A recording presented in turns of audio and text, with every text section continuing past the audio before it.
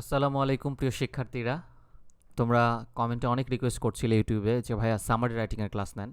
Summary রাইটিংয়ের ক্লাসটা আমাদের খুব জরুরি, যে কীভাবে একটা প্যাসেজ পড়ে, সেই প্যাসেজ বিশাল বড় একটা প্যাসেজ পড়বো পরীক্ষার হলে, সেই প্যাসেজ পড়ে হচ্ছে আমরা অ্যান্সার করব, এবং সেই অ্যান্সারটা কীভাবে আমাদেরকে ভালো একটা মার্ক গেইন করতে হেল্প করবে।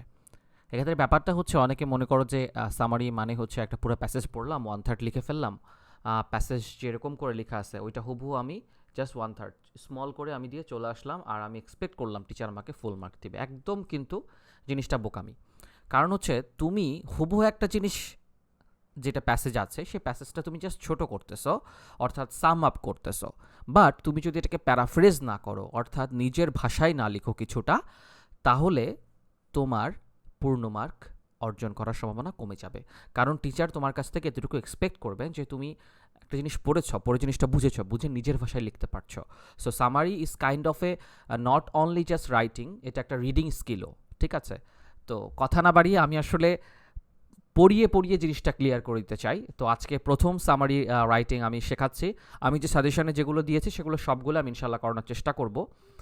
আসলে অনেক ক্লাস থাকে, 10 মিনিট স্কুলে ক্লাস থাকে, প্লাস আমার অনেক ব্যস্ততা থাকে, তারপরও চেষ্টা করি এই রাতের সময়টা তোমাদের জন্য বসে ক্লাস রেকর্ড করার। কারণ আমি জানি তোমরা অনেকে অপেক্ষা করে আছো, এবং অনেকের পরীক্ষা যদি ভালো হয়ে যায়, এইচএসসি পরীক্ষা আমার এই ক্লাসগুলোর বদলতে, আমি অবশ্যই অনেক খুশি হব, এবং আমার অনেক ভালো লাগা কাজ করবে। আমার এই কষ্টগুলো মনে করবো যে সাফল্যতা লাভ করেছি আমি।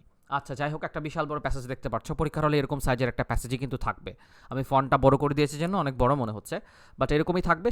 নর্মালি 1/3 লিখতে হয়, বাট আমরা সাজেস্ট করি যে 4 লাইন 5 লাইনের বেশি যেন না হয়। কবিতার ক্ষেত্রে 3 থেকে 5 লাইন বলি, আর সামারির ক্ষেত্রে 1/3 বলে দিলেও আমরা বলি। 4-5 লাইনের বেশি হলে আসলে, বিশেষ করে 5 লাইন ক্রস করলে, সেটার সামারির সাইজটা পার্সেন্টটা থাকে না। তো একটা 20 লাইনের 15 লাইনের একটা প্যারাগ্রাফকে তুমি কিভাবে 5 লাইনে আনবে, এটা তো একটা চ্যালেঞ্জ। আরেকটা চ্যালেঞ্জ হচ্ছে জিনিসটা কিভাবে তুমি খুব দ্রুত পড়বে, খুব দ্রুত বুঝবে। সেক্ষেত্রে আমি বলবো যে আমি যেগুলো পড়াচ্ছি সেগুলো বারবার প্র্যাকটিস করো। কনটেক্সটার অর্থ বোঝার চেষ্টা করো, কারণ টেক্সটটা তো তোমরা আগেই পড়েছ। যেমন এখন আমি ইটিকেট অ্যান্ড ম্যানার্স পড়াচ্ছি, তাই না? ইটিকেট অ্যান্ড ম্যানার্স তোমাদের কিন্তু প্যাসেজ হিসাবে তোমরা আগে পড়ে এসেছো। সো অপরিচিত কিছু না, কিন্তু এটা গুছিয়ে লিখতে পারাটা খুব ইম্পর্টেন্ট। দ্যাটস আমি বলবো আমার ক্লাসটা করার পর খাতায় এই জিনিসটাই 3 বার লিখবে। তিনবার লিখলে দেখবে তোমার প্রথমবারের চেয়ে পরের 2বার একটু একটু করে ডেভেলপ করছে, এবং তোমার ভাষাটাও বেটার হচ্ছে। আচ্ছা, আমি পড়া শুরু করছি। We have 2 terms to describe hour social behaviour. আমরা আসলে আমাদের সামাজিক যে আচরণগুলো সেটাকে চিহ্নিত করতে আমরা 2 ধরনের শব্দ ব্যবহার করি, ইটিকেট অ্যান্ড ম্যানার্স। ইটিকেট অ্যান্ড ম্যানার্স অর্থাৎ আদব কায়দা। হ্যাঁ, তারপরে আমরা বলি যে আমাদের নর্ম, যেটাকে আমরা বলি নম্রতা, ভদ্রতা, এগুলো। Etiquette is a French word and it means the rules of correct behaviour in society. Etiquette শব্দটা এসেছে ফরাসি ভাষা থেকে, এবং এটার অর্থ হচ্ছে ভালো ব্যবহার। আমাদের সমাজে ভালো ব্যবহারের যে নিয়মকানুনগুলো, সেটাকে বলা হচ্ছে ইটিকেট। এটিকেটও বলে। এটিকেটই আসলে শুদ্ধ উচ্চারণ, ইটিকেট না। The word manners means the behavior that is considered to be polite in a particular society or culture. একটা নির্দিষ্ট সমাজে কিংবা নির্দিষ্ট সংস্কৃতিতে যেই ব্যবহারটাকে একদম নম্র বা সঠিক বলে, ভদ্র ব্যবহার বলে গণ্য করা হয়, সেটাকে আমরা বলি ম্যানার। বলে না ম্যানারলেস, তার মানে ওর মধ্যে নম্রতা ভদ্রতা নাই, কীভাবে সমাজের সবার সাথে চলতে হয় সেটা নাই। ম্যানার্স ক্যান বি গুড আর ব্যাড। ম্যানার 2 ধরনেরই হতে পারে, সেটা খারাপও হতে পারে, ভালো হতে পারে, good manner, bad manner. For example, it is a bad manner to speak with food in one's mouth. মুখে খাবার নিয়ে কথা বলাটা খুবই একটা খারাপ অভ্যাস, বাজে আচরণ। No one likes a bad mannered person. কেউ একটা ব্যাড ম্যানার্ড পারসনকে পছন্দ করে না। আচ্ছা, অনেকখানি পড়ে ফেললাম। এখন আমি তোমাদেরকে একটা সিক্রেট শিখাই দিই। সিক্রেটটা হচ্ছে যে, ধরো অনেক বড় একটা তুমি প্যাসেজ আছে, তোমরা সেই প্যাসেজটা থেকে তো মোটামুটি 3 থেকে 4টা সেন্টেন্স লিখবে। মনে রাখবে, প্রথম সেন্টেন্সটা তোমাকে অবশ্যই লিখতে হবে। প্রথম সেন্টেন্সটা সামারিতে অবশ্যই নিয়ে আসতে হবে, কারণ প্রথম সেন্টেন্সেই কিন্তু এই সামারিটার মূল কথাটা লুকিয়ে থাকে। ইন্ট্রোডাক্টরি যে সেন্টেন্সটা থাকে, এই ইন্ট্রোডাক্টরি সেন্টেন্স, যেমন ধরো এই যে উই থেকে শুরু করে তুমি এই যে তোমার হচ্ছে এই সোসাইটি পর্যন্ত, প্রথম 2 লাইনে কিন্তু অনেক কিছু লুকিয়ে আছে। সো প্রথম 2 লাইন আনতে হবে। কিভাবে আনতে হবে, আমি কিভাবে করেছি, কিভাবে ভাষাটা গুছিয়ে নিজের মতো লিখেছি, এটা একটু পরে দেখাচ্ছি তোমাদেরকে, তোমরা তো দেখতেই পাবে। আচ্ছা, remember that etiquette and manners vary from culture to culture and from society to society. মনে রাখবে যে ইটিকেট এবং ম্যানার এক সংস্কৃতি থেকে আরেক সংস্কৃতি থেকে পার্থক্য হয়, এবং বিভিন্ন সমাজে এটা ডিফারেন্ট হয়। We learn etiquette and manner from our parents. আমরা আমাদের পরিবার থেকে শিখি, আমাদের বাবা মা থেকে শিখি এবং বিভিন্ন ধরনের ভেরিয়াস ইনস্টিটিউশনস অর্থাৎ বিভিন্ন সংস্থা থেকে শিখি, such as schools, colleges or professional bodies. School, college এবং বিভিন্ন যে পেশাদার জায়গাগুলো আছে, যেমন ধরো চাকরি করতে গেলেও তুমি শিখবে, সব জায়গার আলাদা আলাদা এটিকেট থাকে, জব এটিকেট, হ্যাঁ, এগুলো আলাদা আলাদা থাকে, professional etiquette. There are rules of behavior for all kinds of social occasions and it is important to learn them and practice them in everyday life.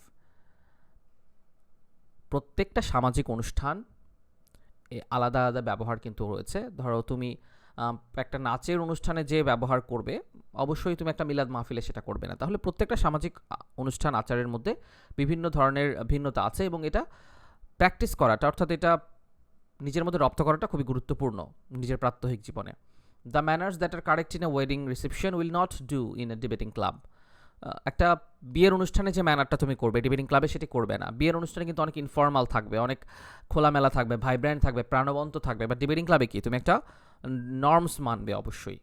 Therefore we have to be careful about etiquette and manners. তাই etiquette এবং manner নিয়ে কি থাকা উচিত, আমাদের সতর্ক থাকা উচিত। We know how important it is to say please and thank you in everyday life. আমরা জানি কতটা গুরুত্বপূর্ণ আমাদের জীবনে প্লিজ বলা, থ্যাংক ইউ বলা। এই জিনিসগুলো কি আমাদের কাজকে অনেক সহজ করে দেয়। A few more polite expressions such as pardon me, excuse me, may I are bound to make your day smooth and pleasant. এই শব্দগুলো তুমি বাংলাতেও আছে, এগুলো যদি তুমি ব্যবহার করো তাহলে কি হয়, তোমার দিনটা অনেক বেশি ইজি হবে, মানুষ তোমার সাথে অনেক সদয় আচরণ করবে, অনেক খুশি থাকবে। সো চলো একটা বিশাল প্যাসেজকে কীভাবে আমি 4-5 লাইনে নিয়ে চলে এসেছি। সো লেটস সি, তোমরা লাইন গুনলেই দেখবে আমি কয় লাইন লিখেছি। এই যে এটা এই পর্যন্ত 1 লাইন, এবং এই 1 লাইনটা আমি কোথা থেকে নিয়ে এসেছি, ইন্ট্রোডাক্টরি সেন্টেন্স, প্রথম 2টা সেন্টেন্স থেকে কিন্তু নিয়ে এসেছি। সো সামারিটা আমি দেখো নিচের মতো করে লিখেছি। The terms etiquette and manners have different meanings. Etiquette ম্যানারের ভিন্ন ভিন্ন কী আছে, অর্থ আছে। Etiquette means the formal rules of correct behaviour in a society or context, while manners means the behavior considered to be polite in a particular society or culture. অর্থাৎ etiquette বলতে বোঝাচ্ছে যে আমাদের সমাজে যে আনুষ্ঠানিক ব্যবহার করার, অর্থাৎ সবার সামনে যে আমরা আচরণ করি, পরিবারের বাইরে, আমাদের বাবা মার বাইরে আমরা মানুষের সামনে যে আচরণগুলো করি সেগুলোকে আমরা বলছি etiquette. or context, while manners means the behavior considered to be polite in a particular society or culture. অর্থাৎ একটা সমাজে, একটা সংস্কৃতিতে নম্র ভদ্র আচরণকে বলা হচ্ছে কি, বলা হচ্ছে manner. People learn etiquette and manners which vary from society to society and culture to culture. মানুষ এটিকেট এবং ম্যানার কোথা থেকে শেখে, সমাজ থেকেই শেখে, সংস্কৃতি থেকেই শেখে, এবং সেগুলো সমাজ সংস্কৃতি অনুযায়ী কী করে, ভ্যারি করে, এবং তারা শেখে তাদের পরিবার থেকে, সমাজ থেকে এবং অন্য ধরনের ইনস্টিটিউশনস থেকে। সব কিন্তু তুলে নিয়ে এসেছি আমি। এবং লাস্টের দেখো ইন্ট্রোডাক্টরি লাইন এবং শেষের লাইনগুলো কিন্তু খুব ইম্পর্ট্যান্ট।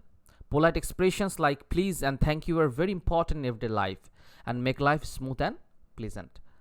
আমি বইয়ের ভাষা একটু একটু করে চেঞ্জ করেছি, খুব বেশি চেঞ্জ করিনি, কারণ এখানে অনেক বেশি চেঞ্জ করতে গেলে মিনিংটা চেঞ্জ হয়ে যেতে পারে, যেহেতু এটা একটা খুবই ফর্মাল লেখা। তারপরেও তোমরা কিন্তু আরও গুছিয়ে নিজের মতো করে তোমরা কি করতে পারো, লিখতে পারো। সো একদমই সহজ একটা জিনিস সামারি লেখা, এটা নিয়ে আসলে ভয় পাওয়ার কিন্তু কিছু নাই। তোমরা সামারি লেখার ক্ষেত্রে যেটা করবে সেটা হচ্ছে মূল প্যাসেজটা পড়ে নেবে, মনে রাখবে তুমি যদি 3টা বাক্য লিখো সেক্ষেত্রে এখানকার ইন্ট্রোডাক্টরি লাইন এবং তোমার কনক্লুডিং সেন্টেন্স, ইন্ট্রোডাক্টরি সেন্টেন্স এবং কনক্লুডিং সেন্টেন্স এই দুটো অবশ্যই নিয়ে আসবে, এবং এ দুটো অবশ্যই হুবহু না লিখায় বাঞ্ছনীয়। হুবহু লিখলে তোমার 2 মার্ক 1 মার্ক কমে যেতে পারে, এবং তুমি মাঝখানে বিশাল বড় একটা অংশ আছে, এই অংশটুকু তুমি একবার খুব দ্রুত র্যাপিড রিডিং করে নিবে, এবং এই অংশ থেকে কোন অংশটুকু তুমি পিক করবে 3-4টা সেন্টেন্স মিলিয়ে তুমি কিন্তু মাঝখানে সেন্টেন্সটা আমি লিখেছি। So it is very important এই জিনিসগুলো তোমার মাথায় নিয়ে আসা। তাহলে আশা করছি সামারি খুব বেশি ইজি হবে। আর আজকে তো সবে শুরু হলো, সামারি আমি অনেক ক্লাস দিব তোমাদেরকে ইনশাল্লাহ। সামারি নিয়ে তোমাদের আর কোনো প্যারা থাকবে না, আমি সাজেশন যা দিয়েছি সবগুলো আমি করাবো।